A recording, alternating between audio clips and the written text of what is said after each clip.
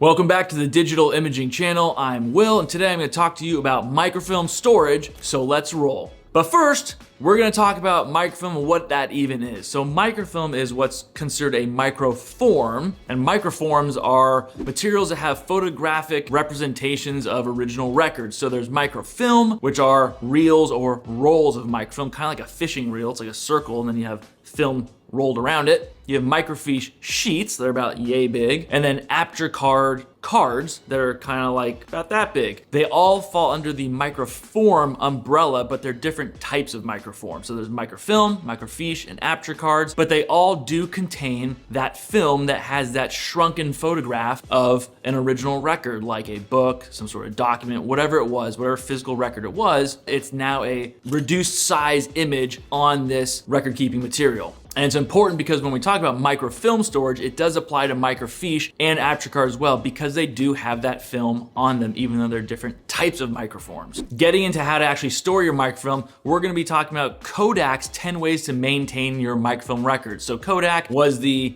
big gorilla in the room with microfilm, and they came up with this list of 10 ways to maintain your microfilm so that it's usable in the future and protected. And when we talk about this, when I say microfilm, I do mean all your microforms. You want to apply it to microfiche and aperture card as well, but I'm just going to say microfilm throughout this. So first, you want to pack your microfilm tightly to prevent oxidation. So you don't want to have a lot of airflow running around. If you have couple hundred rolls, you're packing them into boxes, make sure they're packed tightly so there's not that airflow.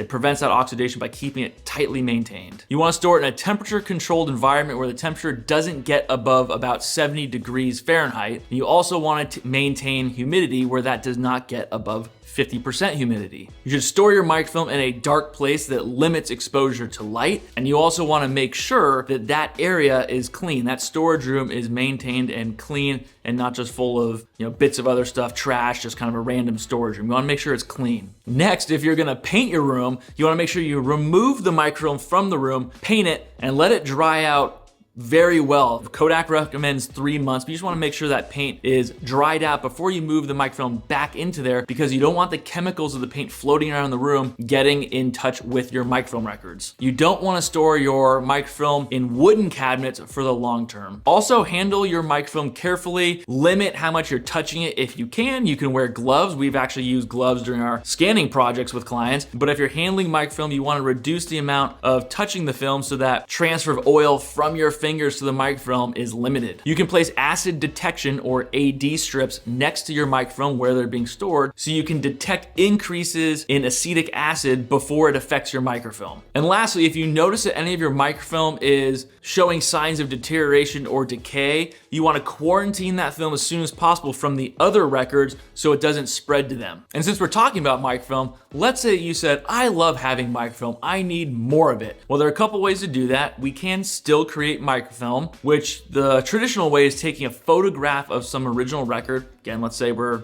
taking photographs of books and then processing it and creating microfilm from those photographs. That's the old traditional way. What happens most of the time now is you may get those books digitized and then also make microfilm from those digital images. That's called archive writing. So you take the digital images, it goes through an archive writing processor, and you get microfilm from that. So you have the hard copy of the microfilm record as well as a digital copy from the image that created the microfilm. And we actually have an application called Microfilm Digital Archive, or MDA, which gives you that hard copy record from the digital image, that hard copy microfilm, but then keeps a backup on a hosted application. So you always have the digital backup to create the hard copy again if you ever need to. But now let's say you came to me and said, I don't want to store microfilm anymore. I don't even want microfilm. What do I do? Well, you can digitize it. If you work with a company like ours, we would take your microfilm, digitize it, and convert it to a virtual image so that you have electronic copies so you can access that way. The benefits of digitizing are, of course, accessibility. It's easier to get to. You don't have to handle the physical copies anymore. You have text search capabilities, you have image enhancement. And you also have increased security controls where you can protect the data in different ways, like IP address locks if you're on a hosted platform, multi-factor authentication, permissions-based access. You can protect that data while improving accessibility. Now, if you want to keep the microfilm even after digitization, that's fine. You can put it in a storage room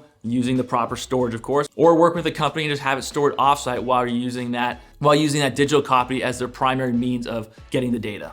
So looping this all together, you need to make sure if you do have microfilm, you're storing it properly so it doesn't decay or degrade, because if you do let it decay and it deteriorates, you may lose the only copy of that data, of that record, then you're out of luck. Once it decays, it's not really retrievable. If you wanna create microfilm, you can do that. We can still do that for you. If you do decide to digitize, you get those benefits like accessibility and backup disaster recovery and just getting to those records more quickly than using the physical copies. So if you're interested in any of this, you can of course reach out to us or other companies like us, do your research, and we can give you an option and solutions that would best fit for you. But that wraps it up. I'm Will, you've been the audience, and this is the Digital Imaging channel. Make sure to subscribe to keep getting videos like this, and we will see you next time.